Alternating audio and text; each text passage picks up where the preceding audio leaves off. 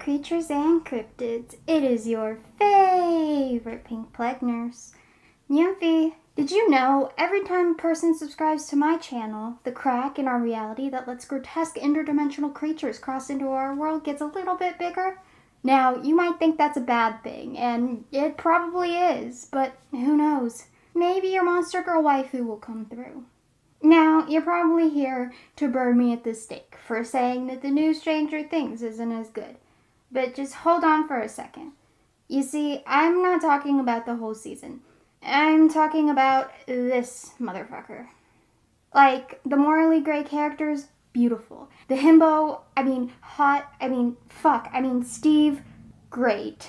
The body horror, the victims, chef's kiss. 10 out of 10 would bend joints backwards again. Fun fact, that part where their eyes suck in is actually based off an incident my gecko had.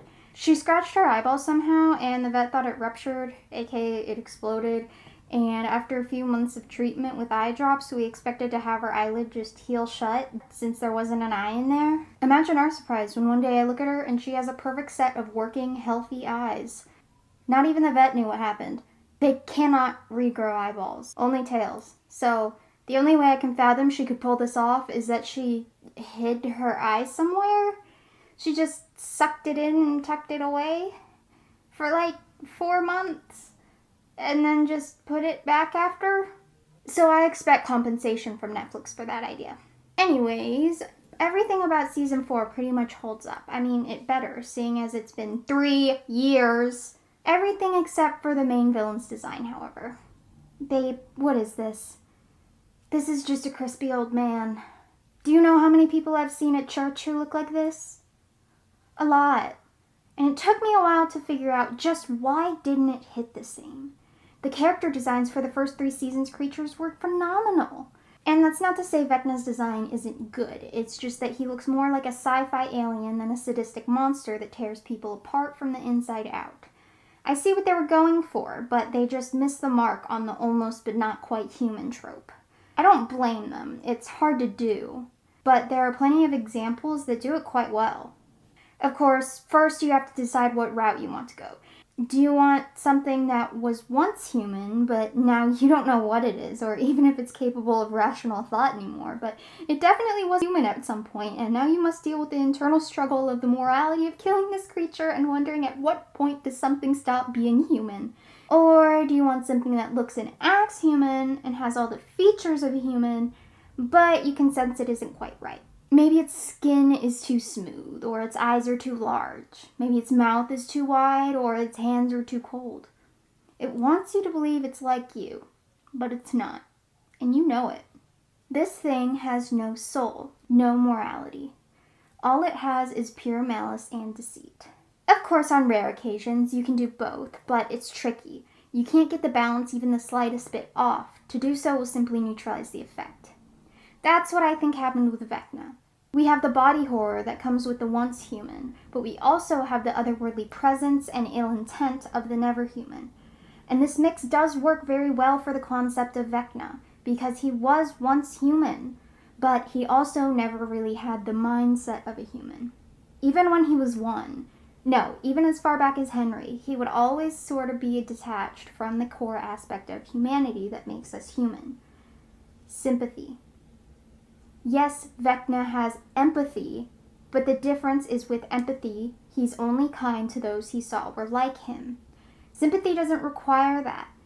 We all have had a time where we have sympathized with someone, even if we don't know what it's like to go through what they had. Vecna never had that.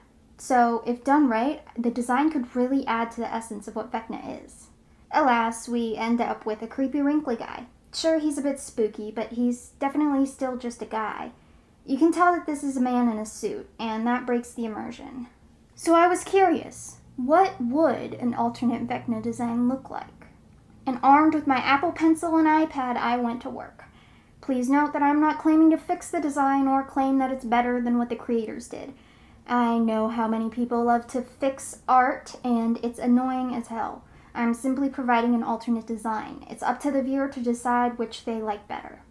First, I went to work on the eyes. The original eyes just didn't sit right with me for some reason. You can see I used some Uncanny Valley police sketches here for the eyes because they really give that unsettling vibe. I figured that maybe when one was upside downified, maybe his eyes got a sort of thin membrane growing over them and they lost function. After all, he doesn't really need them anymore. Besides, I haven't actually seen a creature from the upside down with eyes yet, and I wanted to keep the main features of the beings of that world going. Next, I went to work on the mouth. This one was tricky, and it took me a minute to decide what I wanted to do. Eventually, I decided to give him that classic petal mouth. Every single creature from that dimension has some version of that. Demogorgon, obviously, has the classic 5-point mouth. Mind Flayer has a 3-pronged version. Hell, even the bird bat things have a version of it. I don't know. I think they're kind of cute. In a naked hell parasite sort of way. Anyways, I gave him that sort of mouth, but I made sure it'd still work on his face shape. See, he doesn't have the conical structure that most of them have, so the flaps kind of have to open up, if that makes sense. They fold open. When they open, you can actually see a bulge in both of the top flaps. That's where his eyes are. Since they don't work anymore, they just kind of got sealed in between the layers of flesh. I added extra teeth, of course, but you can still see remnants of a human mouth inside. I think it'd be kind of creepy if his tentacle mouth flap things kind of tried to move like human lips. You know, like, let's say he makes an O shape with his mouth, right? The top flaps, like, peel back a little bit, and the side flaps push in. Do you see what I mean? Sort of playing into the trying to look human aspect. His body looked pretty much fine to me. I just thinned it up a bit and made it more emaciated. The SFX makeup just added a bit of bulk to the actor that wasn't really there before, and the dad bod doesn't exactly instill fear and terror into my heart. Here at the end, you can just kind of see me changing the face shape a bit to match one's, because even though he was transformed, his base should still stay relatively the same. And this was the final result. I'll admit, he kind of looks like a squid, but that's okay. He can be an evil squid. I know this video is really short, I'm sorry.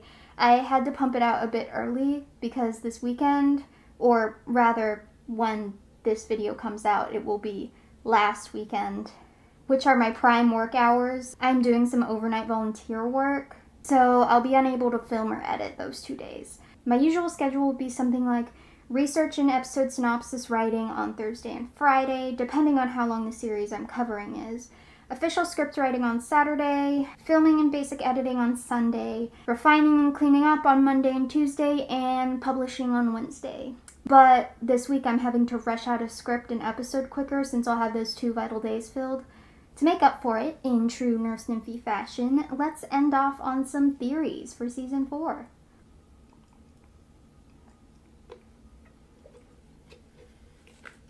Yes, that was chocolate milk from the McDonald's kids menu. I do not care what they say. I can drink chocolate milk if I want to. I think the reason that the Upside Down is stuck in the past is because the Upside Down was actually created when 1 and 11 had the showdown.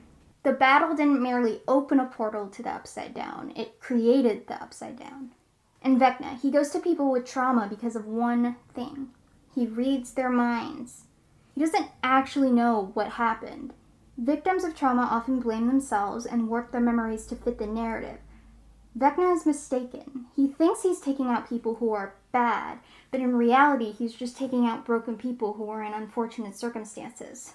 People who have done bad things and know they did bad things often minimize their actions in their mind so that they don't feel guilt. Therefore, their memories might seem less terrible because they're warped to fit that perception. That's what makes Vecna such an interesting character to me, because he doesn't have ill intent, he just has a skewed moral compass. Haha, get it? Because Dustin's compass was skewed towards the lake. Vecna genuinely thinks he's doing the right thing, because he's grown up his whole life being able to see how others perceive themselves, and taking that as truth. I think it's really cool how music helps bring you out of his grip.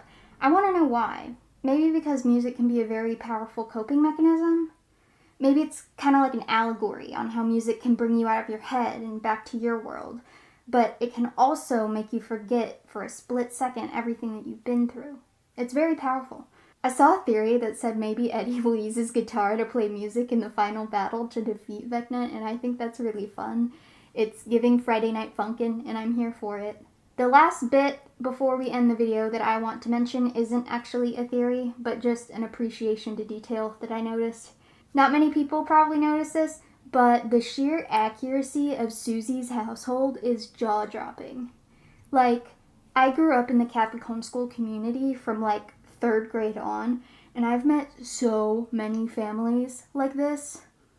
It's bizarre. Little kids running wild with swords and Nerf guns, the rebellious one, TM, that definitely smokes weed behind their parents' back, the older one who's really prudish and has a bizarre hobby, and last but not least, the kids making questionably dark home horror films. Guess which one I was? Although I grew up an only child, I was the friend that was just sort of integrated into all the families. Like, they had so many kids, their attitude was kind of just, what's the harm in adding one more for the day? My family isn't really involved in that sort of scene anymore, mostly because people in that group tend to be a tad too, what's the word, conservative, judgmental. I don't know, and not all of them are like that. I'm just saying that although none of the content I'm making goes against anything in my religion, I have a feeling that if some of the moms from that group found my channel and knew it was me, they'd order an exorcism or something. Anyways, that scene sure did take me back. It was funny. I know that this is a really abrupt ending, but that's gonna have to be it for today. I'm very sorry. I'll try to make it up for you in the next video. Remember to drink water, because I sure as hell won't, and I will see you in the next one. Bye-bye. I bite at the hand that feeds me, slap at the face that eats me, some kind of animal cannibal.